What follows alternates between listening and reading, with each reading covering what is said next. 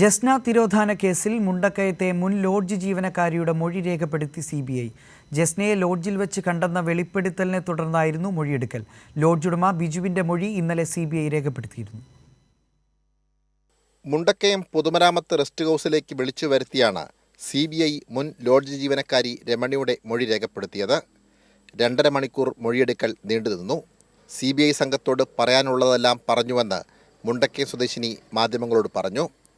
Lodge ഉടമയുമായുള്ള തർക്കമാണ് ഇപ്പോൾ തുറന്നു പറയാനുള്ള കാരണമെന്ന് രമണി വ്യക്തമാക്കി. സാറ് ചോദിച്ചു, ഞാൻ പറഞ്ഞല്ല. ഇനി കോടതിയിൽ നിങ്ങൾ പറഞ്ഞോളൂ. പറയാനുള്ള കാര്യമുണ്ട്. വീട്ടിൽ ബിജുവായിട്ടുള്ള പ്രശ്നം. വീണ്ടും എന്നെ ഞാൻ കൊച്ചു പെമ്പിള്ളേരെ കൊണ്ടുപോയി വിൽക്കുന്നു എന്നൊക്കെ പറഞ്ഞാൽ പിന്നെ എനിക്ക് ദേഷ്യം വരായിരിക്കുമോ? എന്നാൽ പിന്നെ പുള്ളി ചെയ്ത കാര്യം പറഞ്ഞേക്കാന്ന് വെച്ചു. രമണിയുടെ മൊഴിയെടുക്കലിന് മുന്നോടിയായി കഴിഞ്ഞ ദിവസം ലോഡ്ജ് ഉടമയുടെ മൊഴി CBI രേഖപ്പെടുത്തിയിരുന്നു. അന്വേഷണം തുടരുകയാണെന്ന് CBI സംഘം അറിയിച്ചു. ഇന്നലെ ലോഡ്ജിലും പരിസരത്തും വിശദമായ പരിശോധനകൾ നടത്തിയിരുന്നു.